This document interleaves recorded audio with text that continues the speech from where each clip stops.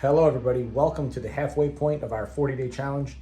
I'm going to briefly review everything we've been through in the past 20 days. So let's just start off with understanding the concentration has been on weight loss. Weight loss. We have not been talking a whole bunch about health and health outcomes and health benefits and studies in health or anything like that. However, I will tell you that if you follow along with what we're doing, you will notice dramatic differences in your health, and for good reason, because 95+% of the benefit of any diet is the weight loss itself. However, what have I been saying? The problem is that we know longitudinally 95% of all people that are on a diet right now will be the same weight or heavier within 3 years, and more than 50% of them will be the same weight or heavier within 6 months. So dieting doesn't work. What works is a lifestyle. What works is learning to modify behavior. It's about making habits. That's what works. So I've been attempting to have an adult discussion with everybody for the past 20 days about science and what actually works. And it's not that complicated once you understand certain principles. It's not hard to lose the weight slowly and over time and keep the weight off. We will talk a little bit about why that weight goes on and how it goes on, but a lot of it has to do with what's called metabolic adaptation. And if you just look into the research of people that have been on The Biggest Loser, look how many of them follow that trend, that within 3 years, they are back to the same weight again. And guys, that is because it's pretty funny to me. Like they get on these shows and, supposedly they have the best advice, the best trainers, the best dietitians, and yet they don't talk about any of the stuff we've been talking about the past 20 days, do they? None of it. So guys, here's the deal.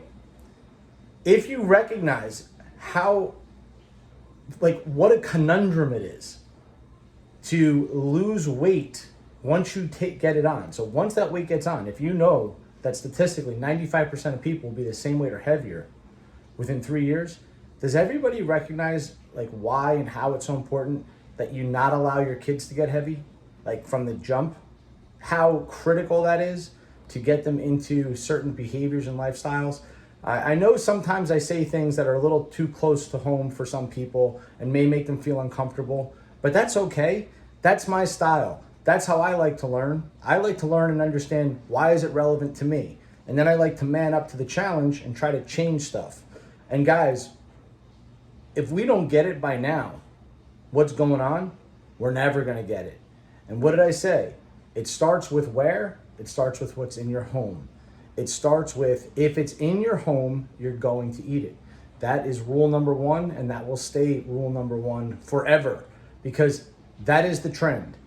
Now, what should be in your home? Well, we've been focusing on certain things with protein, certain things with fiber, certain things with fats. So we've had long discussions about protein and protein synthesis and went through a lot of mechanisms there and why and how protein is so important and varying protein and then the concerns about protein. And we really went into a whole bunch about that. So we should at this point understand why protein is important. If any concerns are looming through your mind about protein, those should be dispelled by now. We talked about fiber and why fiber is so important, not just thermogenically, but also to your gut microbiota. And we talked about short-chain fatty acids and the importance of those things for signaling to your brain, for satiation.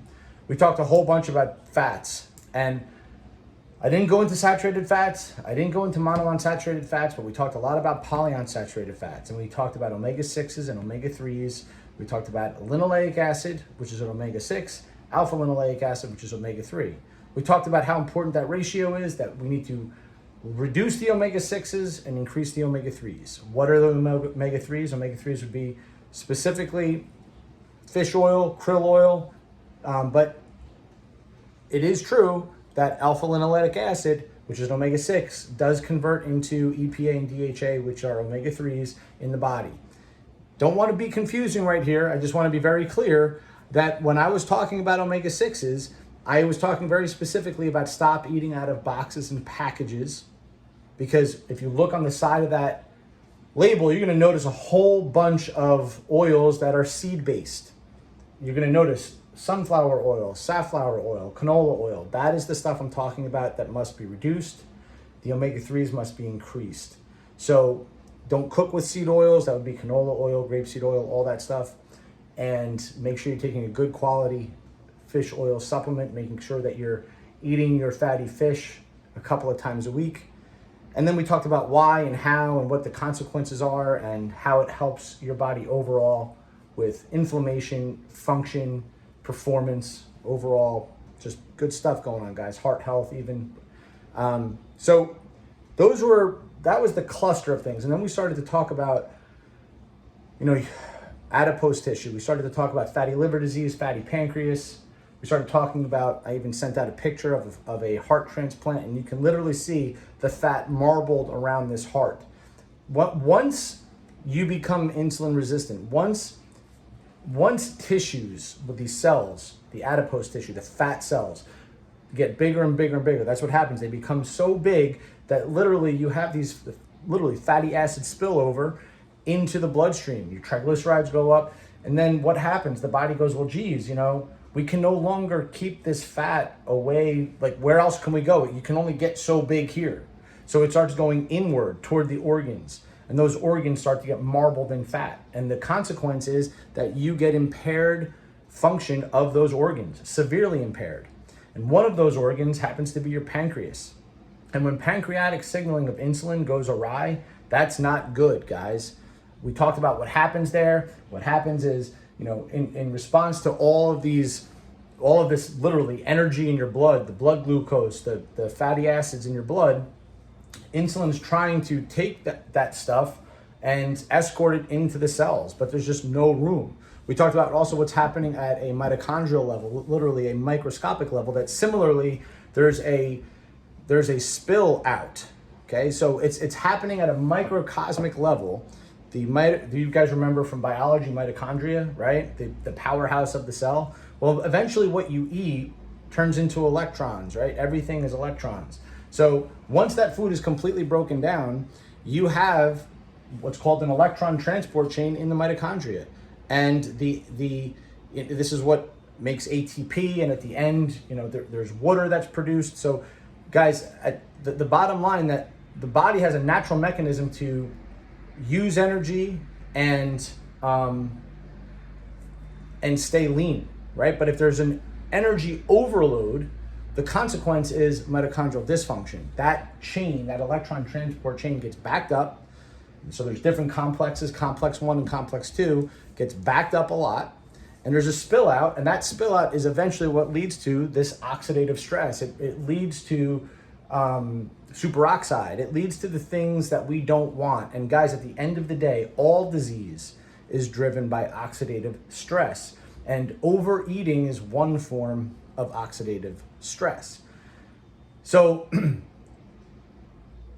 that whole system now, because of the fatty liver disease, because of the fatty pancreas, because your heart is getting fatty, the spleen is getting fatty, everything in the body gets downregulated in terms of its efficiency. And just to take, for example, the pancreas, which we talked about in terms of insulin signaling and becoming insulin resistant, insulin can no longer do its job. And the cascade of events that happen here are not good. So now this leads to the elevated blood glucose, the type 2 diabetes. And again, these things tend to happen slowly and over time. So that by the time you're diagnosed with type 2 diabetes, your blood sugar has been slowly and steadily rising over time. The insulin has been rising along with it, but eventually the insulin starts going back down because the pancreas it literally becomes so dysfunctional that it's not going to respond to the environment anymore. It's just constantly working to try to keep up with the blood glucose. So what you'll see is the blood glucose will keep going up. The insulin signaling goes up in accordance with it, and then eventually it starts coming back down. And again, this is over many, many, many months, but you will see a correlation rise in insulin and then a downturn in insulin while the blood glucose still goes up. So it is possible that you could get your blood sugar, your blood work done and see a high blood sugar, but a pretty normal insulin or normal-ish insulin. And this would be somebody that this has been going on a long time. There's other ways to to measure this in blood work, meaning like how long you've been diabetic, how long that blood glucose has been high. But the point here is that would be your A1C measurement. But the point here, guys, is that the body is always trying to respond to an environment. And once we get so far behind the 8 ball, organs start to like fail on us. They start to quit. The good news is that we can reverse it. Most of the time we can reverse it. As long as you still have at least 10% signaling of your liver, you can reverse liver disease. However, you're not going to reverse kidney disease, and kidney disease is something else we can talk about at another time. But chronically elevated blood glucose, chronically elevated blood pressure, chronically elevated triglycerides. This is all what leads to heart disease, but also leads to kidney failure. But you know what they're all symptoms of? Insulin resistance. So guys, what has been the main thing I've been harping on is if you lose just 5 to 8% of your body weight, okay, slowly and over time, this is not lose as much weight as possible, because that is not good. Why? Because there's a metabolic rebound that your body will have. That is why 95+% of people will put all the weight back on and more within 3 years, and 50% will do that within 6 months. It's because they crash diet, they bring their metabolic rate too low. We did a whole big discussion on what is the metabolism, what is it? And it's more than what people think. There's way more things involved than what people think. People don't think about hormones. They don't think about muscle tissue versus fat tissue. They don't think about age. They don't think about a lot of factors, including sleep and all this stuff. There's a bigger cluster of information here to consider when it comes to your resting metabolic rate. And then we talked about things you could do to increase your metabolic rate. Obviously, increasing lean muscle tissue by doing purposeful strength training is helpful. But also, we talked about some other little hacks, including, sleeping in a slightly colder room. There's little things that we talked about over time that you could do to infiltrate your resting metabolic rate and purposefully burn more calories over time. That's where we talked about NEAT, which is non-exercise activity thermogenesis. That's the difference between sitting and standing, standing and walking, walking and say taking the stairs. All these things are different levels of effort. But if you're sitting behind a desk all day at work, well, guess what, guys? Why not buy a standing desk? And we use that as a classic example because you tend to become what you do most of the day. And if you're sitting in a flexed posture on your ass in a chair with spinal flexion and hip flexion, all these things become an issue when you go to stand up. You start to become that posture. It's called the SAID principle, the specific adaptation to imposed demands. The imposed demand you're putting on your body is sit down. So when you stand up, you tend to look like you're still sitting down, like everything's still rounded and nasty looking. Not good. So when we say purposeful, meaningful exercise, well, just think about what we're doing most of the time in the gym. We're doing hip extension work, pelvic tucks. We're doing a lot of things on our core. We're doing a whole bunch of stuff to strengthen our abdomen, and we're standing tall. We're never sitting down in a machine and just moving something. We're always activating the full body to move and breathing through our core. This is what I mean by purposeful, meaningful strength training. So, the bottom line here, guys, is losing 5 to 8% of your body weight over time is going to increase the signaling of the tissues, the organs in your body, and things will start to become easier and easier for you. You'll notice that your blood markers will start to change. Now, I'm telling you 5 to 8% of your body weight. So if you're 200 pounds, you need to lose like 10 to 16 pounds. All right, that would be the idea. And you'll notice that there's marked differences. But that's great. Now, I got a question, and I'll start getting into a little bit of Q&A now, regarding this person was diagnosed with type 2 diabetes, which is not surprising. I mean, like I said, guys, 75% of adults walking around right now, I promise you, are type 2 diabetic. They are. If you don't believe me, go buy a blood glucose monitor, check yourself every morning for the next few days, and you'll be alarmed at what your blood glucose is. And it's honestly not hard to reverse in most people. But what I do want you to understand is this. Okay, if you're just a person that, you wake up one day and you go, oh man, look at my blood glucose, it's high. and you start to implement the things we've been talking about, you'll notice that within 3 weeks, you'll infiltrate that blood glucose pretty substantially, and certainly within 3 months. But if you're somebody that's on medication, if you already have underlying disorders, especially thyroid issues, the diabetes and thyroid go hand in hand. And if you look at, if people that are on thyroid medications, you'll notice that there's a whole bunch of correlations between being on thyroid medications and impaired sleep.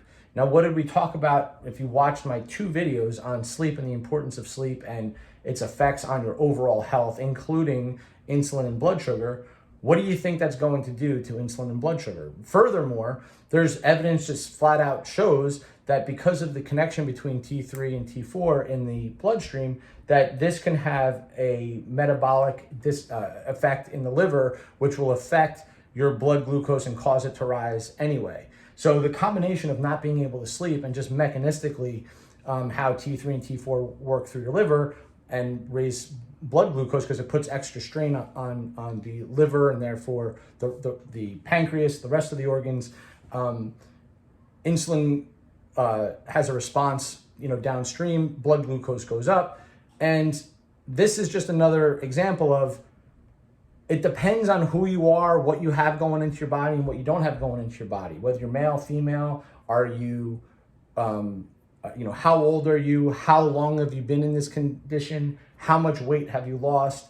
This person is seeing a dietitian who recommended a certain protocol, which, guys, at the end of the day, it doesn't and I could have predicted what this person was going to say. You need to eat small amounts of carbs throughout the day. And that's neither here nor there, but I can tear that whole theory apart. At the end of the day, if I were this person, because the complaint is that they're still seeing elevated blood glucose in their body, despite having, much fewer carbs, what I would say, just flat out, just completely do away with the carbs. If you completely do away with the carbs and just focus on your proteins and fats, you will see blood glucose just as a matter of fact, as a matter of science, as a matter of mechanistically how the chemistry in your body works. You will see that your blood glucose will eventually dramatically decrease. The problem becomes how do I sustain this? Well, what I would tell you is just do it for as long as you can. There's lots of foods that are super high in protein and super high in fat that happen to be delicious. Do that and see what happens. Because your blood glucose will drop. And then slowly and steadily start to add carbs back in, very little at a time, making sure that you're opting for the higher fiber carbs, etc., the smart carbs that this person is already aware of.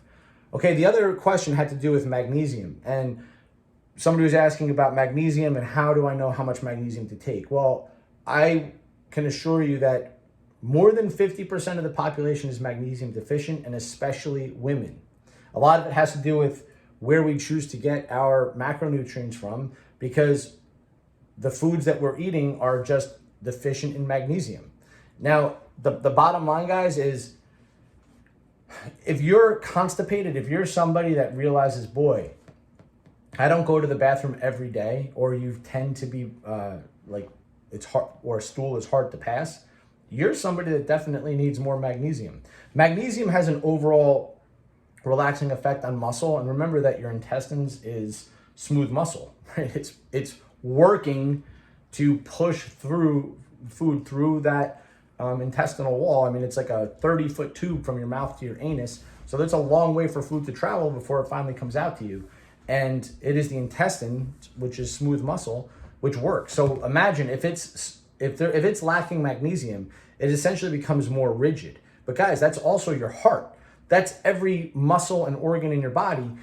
The state of magnesium in every cell is crucial to the functions of that cell. Magnesium, potassium, sodium, all of these things are critical, as well as your hydration. So guys, there's only 3 things that I recommend in the UTC manual for supplementation for everybody across the board. That's D3 with K2, that's fish oil, and that's magnesium. So how much should you take? Well, most pills come in about 150, 200, some 300 milligrams. I wouldn't take more than 400 milligrams. Start off with 150 or 200. See how you feel. See how you feel. Did your symptoms resolve themselves in terms of your constipation? Do you feel better? But I would tell you that a minimum is 150 milligrams a day. I take 300 a day. I take 150 milligrams in the morning and 150 milligrams at night. What form should you take? Magnesium citrate is good. Magnesium glycinate, magnesium malate, anything that ends with an ATE is good. Don't take magnesium oxide. But other than that, guys, I mean, hopefully that answers those questions. Hopefully you have a little more clarity of what we've been going through. And just guys, just bottom line, stay focused, stay totally crystal clear on all the things we've been going through the past 20 days. Continue to ask questions. And if I didn't answer your question thoroughly, or if you have a question about something that I've been talking about, you can text me separately and I'm happy to clarify. All right, everybody, have a great rest of the day.